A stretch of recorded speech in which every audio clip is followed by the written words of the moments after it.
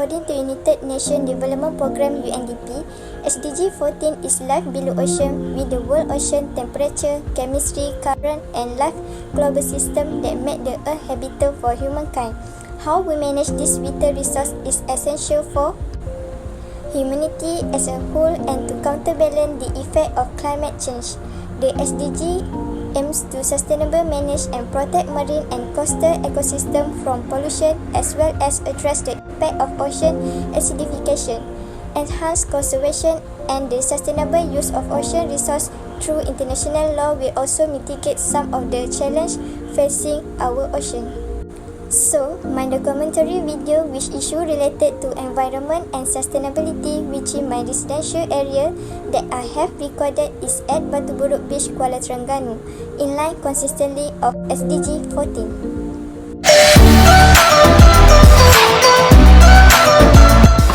Pantai Batu Buruk Kuala Terengganu's famous beach is a popular place for strolling and good place to visit, especially in the evening, located just 1 kilometer from the city centre of Kuala Terengganu.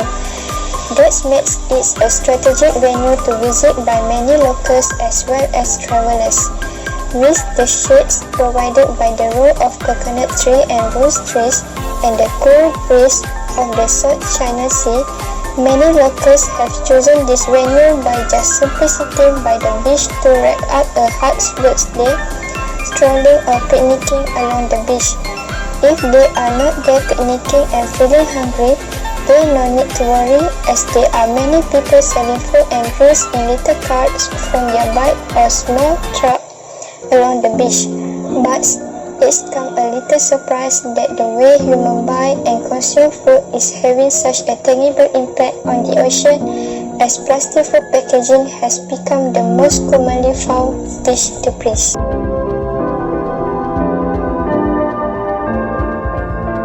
Plastic pollution has now become a global concern as plastic debris have reached all the ocean of the world with adverse effects on marine organisms and biodiversity as well as on human livelihood and economy.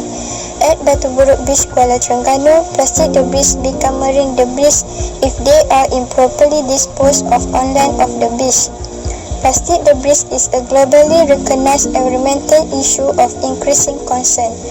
Marine ecosystems worldwide are affected by human-made refuse, much of which is plastic. Plastic debris include consumer items such as drink bottles, bottle caps, food wrappers, grocery bags, drink lids, straw and steers, and other manufactured material that end up in the ocean and along the coast. Debris in ocean and seas is an aesthetic problem. It incurs considerable cost and can have several impacts on marine organisms and habitat.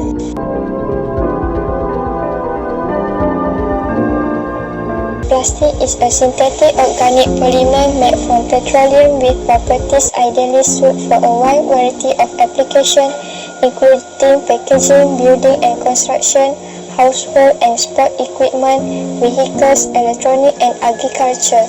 Plastic is cheap, lightweight, strong and malleable.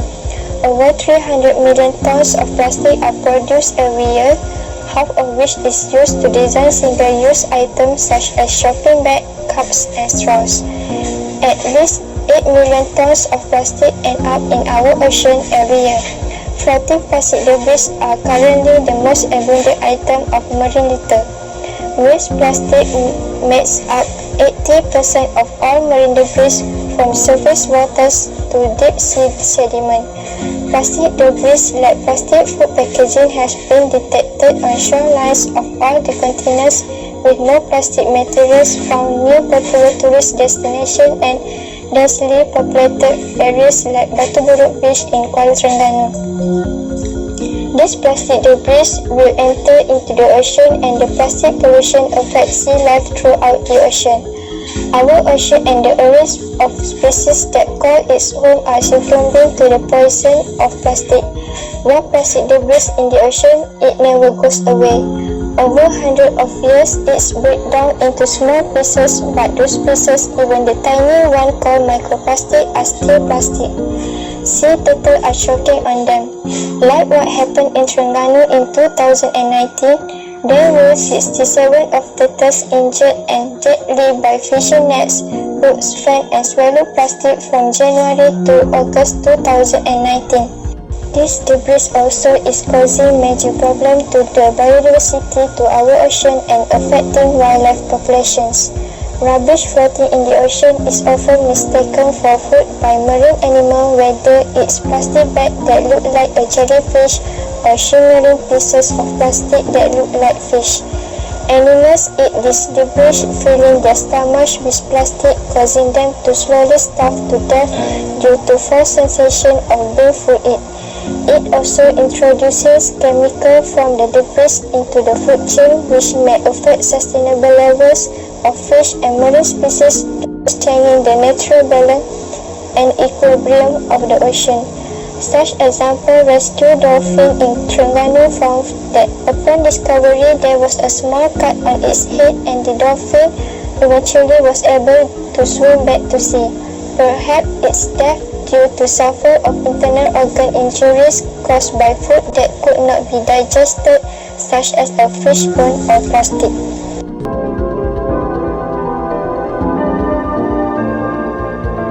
To manage the plastic debris, thermal cracking or pyrolysis process is suitable as the engineering solution. Both the landfilling and incineration processes of plastic waste management system are identified as sources of pollutant gas emitter. Reprocessing also an economical in comparison to the virgin plastic product in terms of commercial values due to polymeric contamination. Plastic debris waste can be turned into a valuable alternative resource of energy production. Through recycling of waste material like thermal cracking or pyrolysis process, with converting the waste into useful product to be reused effectively, can cut down the net cost of waste collecting, sorting and reprocessing. Thermal cracking or pyrolysis process is a process in which hydrocarbons present in crude oil are subject to high heat and temperature to break the molecular carbon and breaking down long-chain higher boiling hydrocarbons into shorter chain lower boiling hydrocarbons. This product can turn plastic debris into biochar, bio-oil and gases, which the process is sustainable way to generate energy from waste. The pyrolysis-based process has several advantages when compared to other possible approaches for solid waste resource recovery. First, it can be used for all types of solid waste and can be more easily adapted to changes in feedstock composition than alternative approaches. Second, the technology is relatively simple and can be made compact and lightweight, and thus is amenable to spacecraft operations. Third, it can be conducted as a batch, low-pressure process with minimal requirement for feedstock pre-processing.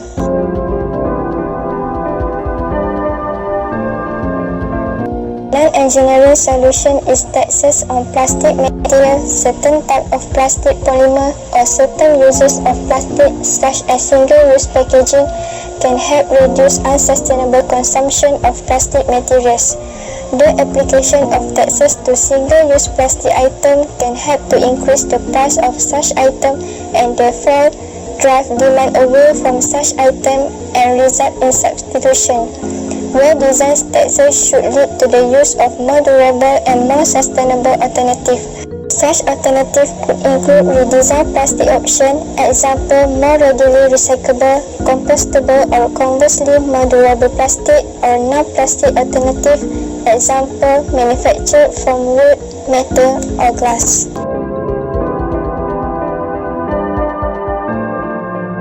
As summary, plastics are cheap, strong and durable and offer considerable benefit to humanity.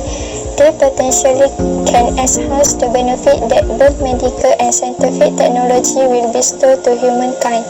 However, it has now been several decades since the use of plastic exploded, and we have evidence that our current approach to wide uses of plastic material causing serious effect on wildlife and marine life and is not sustainable. Because of frequent unsuitable waste management practices or irresponsible human behavior, Large masses of plastic items have been released into the environment and therefore have entered the world ocean. Moreover, this process continues and in some places is even increasing. Plastic accumulate in coastal areas, at the ocean surface and on the seabed. The impact of plastic debris have been studied since the beginning of the 1960s. To date, more than 267 species in the marine environment are known to have been affected by plastic ingestion. Marine mammals among those species are more affected by entrapment in plastic. Recent studies emphasize the important role of microplastic as they are easily ingestible by small organisms such as plankton species and form a pathway for contaminants to enter the food web. Therefore, resolving the plastic debris problem is important to humankind for two reasons. We are both creators and victims of the plastic pollution problem.